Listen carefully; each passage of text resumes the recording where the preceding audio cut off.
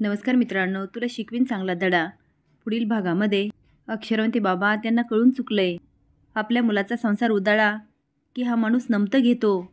बाबा, तुम्ही त्यांच्या हातात हत्यार दिलं. चौरस म्हणतो, अक्षरा, मी काय करणार होतो? तुम्हाला दोघांना एकत्र कसं आणणार होतो? ती बाबा, एकत्र नसलो तरी आमचं एकमेकावर प्रेम आहे. हे काय केलं तुम्ही? दुर्गी म्हणते, ताई, एवढं सगळे अधिपती, फॅक्टरी, मग याची काय गरज आहे तुला? अगं, तू हे सगळं समज करून एवढी मोठी रिस्क घ्यायली, कळतंय का तुला? अगं, ती आली की तुझं समज संपलं. अधिपतीवरची तुझी सत्ताच राहणार नाही. म्हणून ते दुर्गे, अधिपतीवर कुणीही सत्ता गाजू शकत नाही.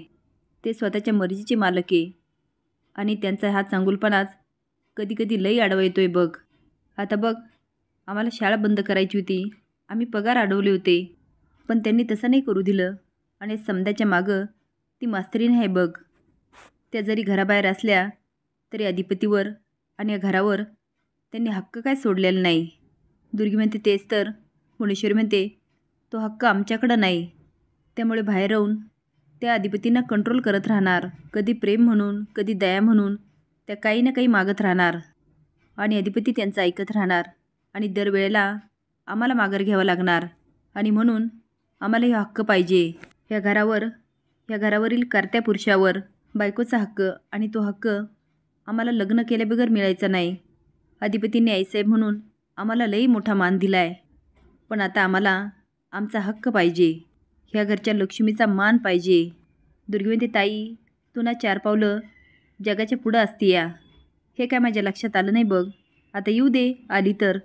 मुनेश्वरी म्हणते, आम्हासनी ठाऊक होतं आज ना उद्या त्या ह्या घरात येणारच. मोठेपणा झाला आणि आता बरोबरी होणार. आमचा हक्क काकांवर जास्तच असणार. आता त्यांना कायद्याने सासुरवास करणार आम्ही. अक्षरा म्हणते, बाबा, तुम्हाला कळतंय का? तुम्ही त्यांना कायद्याने हक्क देताय. आत्तापर्यंत त्यांनी जे केलं नाही ते आता करणार. चौरस म्हणतो, अक्षरा, हे हक्क तर पहिलेच तिच्याकडे होते. ती पण कायद्याने नव्हते. तर ते सगळं मी तुमच्यासाठी केलं. आता काय करू शकतो? ती करू शकता. तो म्हणजे ती मला सांगा, तुम्ही खरंच मनापासून अधिपतींची शपथ घेतली होती? तो हा, म्हणजे भुवनेश्वरीने ते सगळं माझ्याकडून वधून घेतलं. कारस्थान वगैरे नाही आहे, तेव्हा मी अधिपतीच्या डोक्यावर हात ठेवून शपथ घेतली.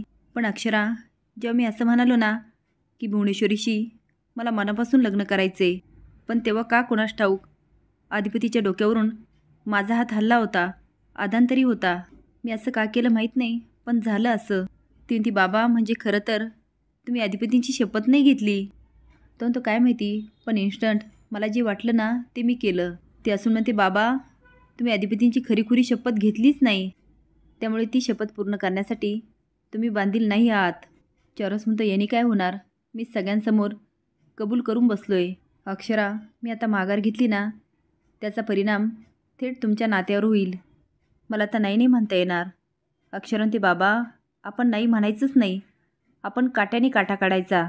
तो अक्षरा, मला कळत नाही आहे तू काय म्हणतेस. हे बघा, मोनेश्वरी आतल्या गाठीच्या आहेत. त्या नेहमी 4 पावलं पुढचा विचार करतात, पण वाकडा विचार करतात. आता आपण त्यांना त्यांच्याच पद्धतीने नमवायचं. आपण पण त्यांच्यासारखाच विचार करायचा. बाबा, मला सांगा, मोनेश्वरी मॅडमने काय केलं? तो तिने तर माझ्या मुलावरच घाव घातला. माझ्या मुलालाच वश केलं आणि त्या बळावर सगळ्यांनाच नाचवते. अक्षर म्हणते, एक्झॅक्टली. आता आपण त्यांच्यासारखं डोक्याने खेळायचं, भावनाने विचार करायचा नाही. त्या कशा करतात? भावनाचा दिखावा करतात. आपण त्यांची स्ट्रीट त्यांच्यावर वापरायची. तो अक्षरा, आपण कसं करणार? ती बाबा, हे मी आधीच केलं असतं ना, माझ्यावर ही आधी वेळच आली नसती. तो अक्षरा, मला नीट कळत नाही, आता काय काय करायचं हे अक्षरा चारुहासला सांगते. अधिपती म्हणतो, ओंक्या, मला कावा वाटतं आमचं परत जुळल, पण पुढच्या क्षणाला धस्स होतंय काळजात. नाही म्हणल्या तर हे काय आपल्याला पसणार नाही राव. आणि आईसाहेबांवर केवढा मोठा दुःखाचा डोंगर कोसळल. बाबा, नको. हे सगळं आमच्या बाबांमुळे झाले बघ. 2 वेगळे विषय त्या माणसाने एकत्र करून टाकले, त्यामुळे विषय हार्ड झाला हो. मला काय म्हणाले माहिती आहे? स्वतःच्या बायकोबरोबर जो असा वागला त्याने आम्हाला सांगू नये. त्याने काही नाही रे, तोंडसुख घेतलं. आतापर्यंत मी त्यांना बोलत होतो ना, हे व्याजासकट परत घेऊन टाक, हे म्हणून तोंडसुख घेतलं. सोड, विषय हा नाही आहे. विषय हा आहे, मास्तरीबाई घरला आल्या नाही तर? ओंक्या म्हणतो, नाही आल्या तर ना. अधिपती म्हणतो, तुला काय वाटतं त्या घरला येणार? ओंक्या म्हणतो, तुला वाटतं ना त्या घरी याव्या? तो म्हणतो, अरे त्यात जाऊच नाही असं मला वाटत होतं. माझं काय घेऊन बसलाय? ओंक्या म्हणतो, काळजी करू नको, त्या येतील घरी. अधिपती म्हणतो, अरे असं वाटत होतं सन दिशी जावा आणि टम दिशी त्यांना उचलून आणावं, इशे एंड करून टाकावं असं वाटतंय. अक्षरा म्हणते, बाबा जमेल ना हे? तो म्हणतो, अक्षरा मला भीती वाटते. ती म्हणते, भीती तर मला पण वाटते. तो म्हणतो, अक्षरा हे सगळं करायची गरज आहे? ती म्हणते, गरज आहे बाबा. ठकास माटक झाल्याशिवाय भुवनेश्वरी मॅडम सुधारणार नाही. चारवास म्हणतो, मी बोलू का तिच्याशी? ती म्हणते, आता नाही बाबा, त्यांची लग्नाची तयारी होऊ द्या, पत्रिका वाटू द्या आणि नंतर आपण एकदम धमाका करायचा. तो म्हणतो, अक्षरा तुला तिने बाहेर काढलं तर? ती म्हणते, बाबा मी बाहेर निघणारच नाही, फक्त मला एकदा त्या घरात येऊ द्या. मी अधिपतींना, माझ्या संसाराला आणि त्या घराला ह्या जन्मात अंतर देणार नाही बाबा. तो म्हणतो, अक्षरा आज घरी येतेस का? ती म्हणते, कोणत्या घरी? मला तर काहीच माहिती नाही. आता चारवास हसायला लागतो. ती म्हणते, भुवनेश्वरी मॅडमला माझ्या घरी येऊ द्या. चारवास म्हणतो, करेक्ट. ती म्हणते, बाबा तुम्ही जे करता ना ते करत राहा आणि मी जे ठरवलं ना ते मी करेल. डोकं असणारा माणूस जेव्हा तो शिकलेलासुद्धा असतो तेव्हा तो किती भारी पडू शकतो. आता हे भुवनेश्वरी मॅडमला कळायलाच हवं. भुवनेश्वरी अधिपतीला फोनवर म्हणते, तुम्ही बोलून घ्या सुनबाईसनी, त्यांना म्हणावं घरला या. तो म्हणतो, आईसाहेब त्या कुठलं आमचं ऐकणार आणि आमचा फोन तरी कुठं लागतोय? भुवनेश्वरी म्हणते, तुम्हाला काय ब्लॉक बिक केलं की काय? तो म्हणतो, काय माहिती, पण जाऊ दे आईसाहेब, तुम्हाला शेवटचा उपाय ठेवा. मी एकदा गेलो ना डायरेक्ट त्यांना उचलून घेऊन येणार, तेवढंच करू शकतो मी. ती म्हणते, नाही नाही, आम्ही काही तशी वेळ येऊ देणार नाही. दुर्गी म्हणते, ताई काय म्हणाले ते? नाही म्हणाले का फोन करायला? भुवनेश्वरी म्हणते, ती म्हणते, मग त्या टवळीला कोण आणणार आता? त्यावर भुवनेश्वरी स्माईल करते. अक्षराला फोन येतो. ती म्हणते, बाबा बघा केवढा योग आहे. तिला फोन आलेला असतो, दुर्गेश्वरी मॅडम. चारवास म्हणतो, करेक्ट सैतान आहे की नाही? नाम लिया और सैतान हाजीर. भुवनेश्वरी म्हणते, काय ग दुर्गे, लागला का फोन? ती म्हणते, ताई फोन तर लागला, पण माझा म्हणल्यावर ती मुद्दाम उचलत नसल. भुवनेश्वरी म्हणते, ज्यावर उचलत नाही त्यावर लावत राहा. दुर्गी म्हणते, ताई एवढी काय किंमत देती, कोण मोठी लागून गेली? भुवनेश्वरी म्हणते, आम्ही मानत नसलो तरी सुनबाई आहे या घरच्या आणि आता तर आम्हाला त्यांची गरज आहे. त्यांच्याशी बोलणं झालंच पाहिजे आणि नीट बोल त्यांच्याशी, त्यांचं डोकं लय शातीर आहे. ठाव आहे ना तुला?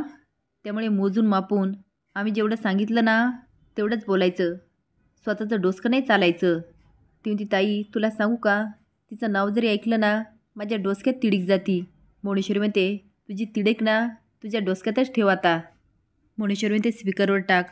तिकडे चारूस पण हेच बोलतो आणि म्हणतो, उचल फोन.